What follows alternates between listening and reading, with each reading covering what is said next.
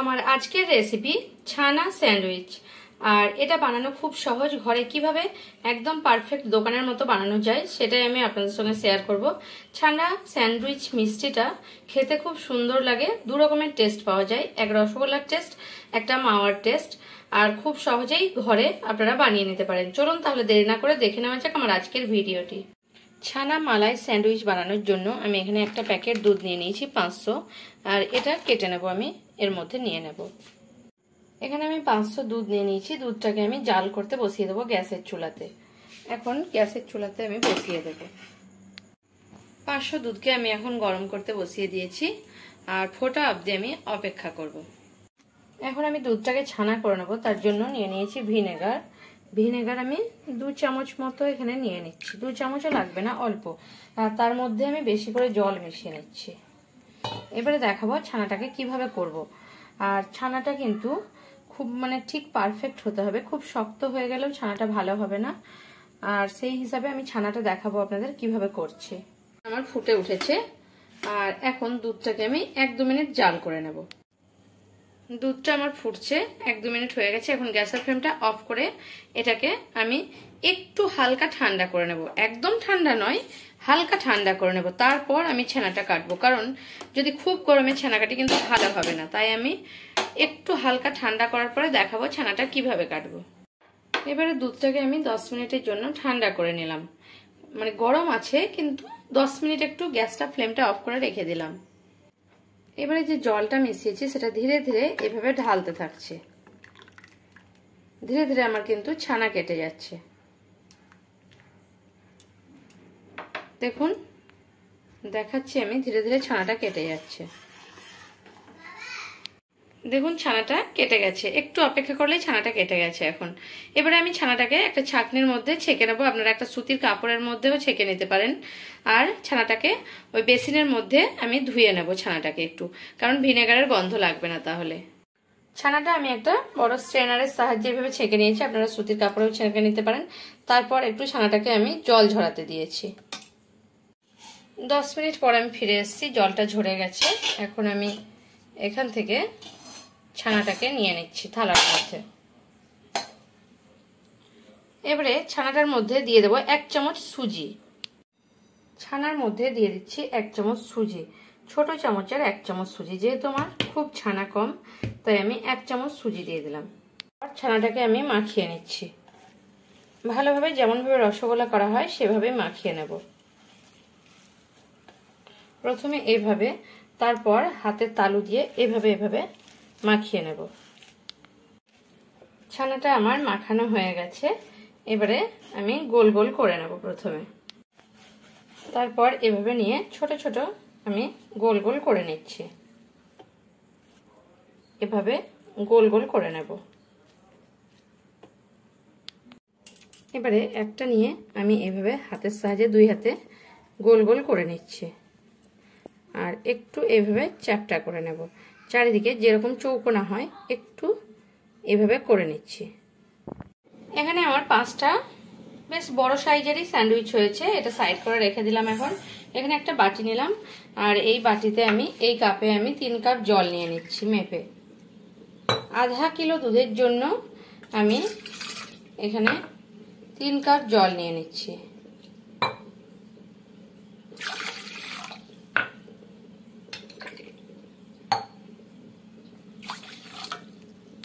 আর এখানে 1 কাপের থেকে একটু কম চিনি নিয়ে নিলাম। এবারে এটা আমি ইন্ডাকশনে বসিয়ে দিচ্ছি, ফুটতে দেব আমি চিনি আর জলটাকে। প্রথমে 1100 দিয়ে আমি ফুটিয়ে নিচ্ছি। এখন চিনির রসটা ফুটছে, আর আমি ঠিক এই টাইমে আমি যে স্যান্ডউইচগুলো বানিয়েছিলাম সেগুলো দিয়ে দিচ্ছি। দরকার পড়লে প্রথমে আরো আমি ইন্ডাকশনেরটা বাড়িয়ে দিচ্ছি 2000-এ, প্রথমে তাড়াতাড়ি ফুটবে বলে। এখন আমি ইন্ডাকশন থেকে গ্যাসে বসিয়ে নিয়েছি, কারেন্টটা আমার চলে গেছে তাই। এবারে ঢাকা দিয়ে হাই ফ্লেমে 5 মিনিট প্রথমে ফুটতে দেবো, আর 5 মিনিট পরে একবার খুলে দেখাবো আপনাদের। 5 মিনিট পরে এগুলোকে আমি দেখাচ্ছি। দেখুন যেহেতু এটা গোল নয় তাই একটু উল্টে, মানে গোল হলে চারিদিকে নিজে নিজে উল্টে যায়, এটাকে উল্টে দিতে হবে একটু। এভাবে আমি একটু উল্টে দিচ্ছি।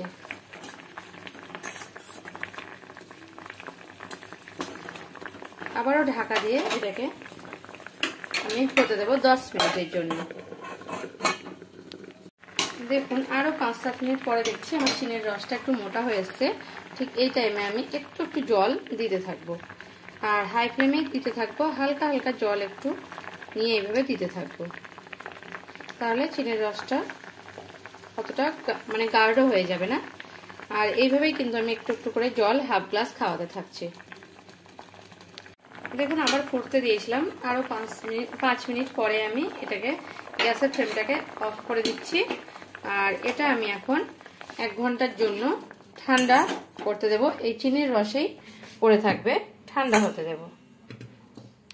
এবারে আমি টোস্টটাকে ঠান্ডা হতে দিয়েছি। এখন আমি 1 কাপ দুধ নিয়ে নিয়েছি, আর গ্যাসের চুলাতে 1 কাপ দুধ আমি বসিয়ে দিলাম। এটা গরম করা দুধ, নর্মাল টেম্পারেচারে রাখা দুধ। দুধটা হালকা উষুম গরম হচ্ছে, সেই সময় আমি হাফ কাপ গুঁড়ো দুধ আমি নিয়ে নিচ্ছি। এখানে হাফ কাপ মতো নিয়ে নিচ্ছি, কম বেশি চাইলে আপনারা করে নিতে পারেন। এখানে হাফ কাপ গুঁড়ো দুধ নিয়ে নিলাম, আর দুধটাকে আমি মিশিয়ে নিচ্ছি। এটা আপনারা চাইলে আলাদা 1 প্যাকেট দুধ মানে এইভাবে ফুটিয়ে ফুটিয়েও খোয়া করে নিতে পারেন, কিন্তু তাড়াতাড়ির জন্য আমি গুঁড়ো দুধটাই নিয়ে ব্যবহার করলাম। 1 কাপ দুধের মধ্যে গুঁড়ো দুধ ব্যবহার করলাম হাফ কাপ, তাহলে মাওয়াটা তাড়াতাড়ি হয়ে যাবে। এই যে দুধটাকে ভালোভাবে আমি মিশিয়ে নিচ্ছি। এখন একদম লো ফ্লেমে রেখে ধীরে ধীরে আমি এটাকে ফুটতে দিচ্ছি। দেখুন ধীরে ধীরে ফুটতে শুরু হয়েছে। এভাবে আমি মাওয়াটা তৈরি করে নিচ্ছি। এখন এর মধ্যে 2 চামচ পরিমাণে চিনি দিয়ে দিচ্ছি আমি। চিনির মধ্যে কিছু একটা পড়ে আছে তাই আমি ফেলে দিলাম।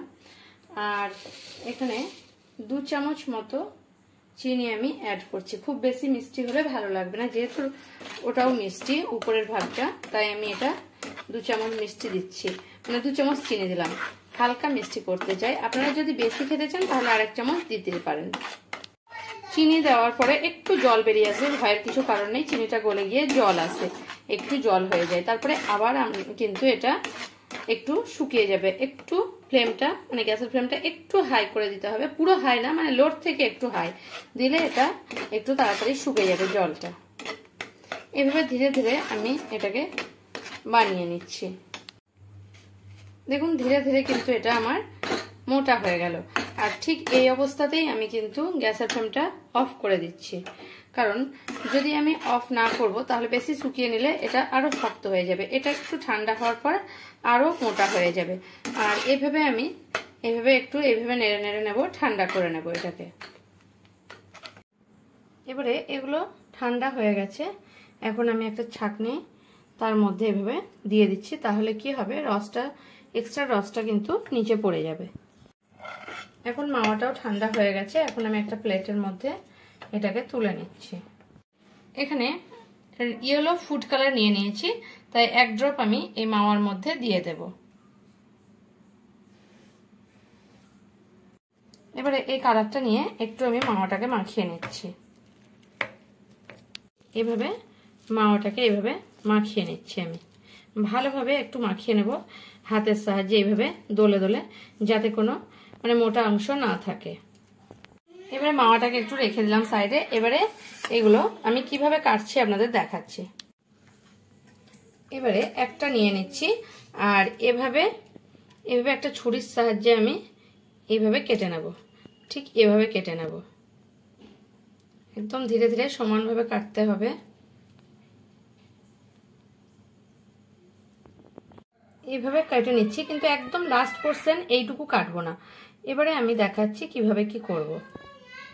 এবারে এখানে যে মাওয়াটা রেখেছি, মাওয়াটা এইভাবে তুলে এইভাবে আমি নিয়ে নিচ্ছি, এর মধ্যে এইভাবে লাগিয়ে নিচ্ছি, এইভাবে লাগিয়ে নিচ্ছি, লাগিয়ে নিলাম। আর এভাবে এটা বন্ধ করে দিচ্ছি, আর সাইডে যে লেগে আছে এটা এইভাবে বন্ধ করে নিচ্ছি। আর এক্সট্রা মাওয়া এখানে আমি বের করে নেব, সাইডে যেগুলো আছে। এভাবেই কিন্তু আমি আর 4টেও করে নিচ্ছি। এবারে মিষ্টিগুলো আমি সব করে নিয়েছি। আর আমি মিষ্টিগুলোতে একটু সাজানোর জন্য একটু পিস্তা একটু আলমন্ড করে মানে কুচিয়ে নিয়েছি, সেগুলো উপর থেকে একটু দিয়ে দিচ্ছি। এভাবে একটু একটু দিয়ে দেব। আর এখন আলমন্ড দিয়ে দিচ্ছি, এটা একটু সাইডে বেরিয়ে গেছে, এটা একটু এভাবে হাত দিয়ে সাইড করে নেব। এবারে পিস্তা কুচিটাও একটু একটু দিয়ে দিচ্ছি আমি হালকা করে। এখন মিষ্টিগুলো আমার পুরোপুরি রেডি, কিন্তু এটাকে দুভাগও আপনারা করতে পারেন। এই যে মিষ্টিটা নিলাম, এখানে তুলে নিচ্ছি দেখুন। তারপর একটু ত্রিকোণা করে মিষ্টিকে কেটে নেব, তাহলে কিন্তু আমার মিষ্টিটা দুটো হয়ে যাবে। এভাবে কেটে নিচ্ছি। এভাবে একটা মিষ্টিকে এভাবে দু পিসও করা যায়, সেটাই আমি কেটে দেখালাম। আমার ভিডিও যদি আপনাদের ভালো লেগে থাকে তাহলে আমার চ্যানেলকে সাবস্ক্রাইব করার অনুরোধ রইল, আর কমেন্ট করে জানাবেন রেসিপিটা আপনাদের কেমন লাগলো। যদি ভালো লেগে থাকে তাহলে একটা লাইক করতে ভুলবেন না, আর প্রচুর প্রচুর শেয়ার করবেন।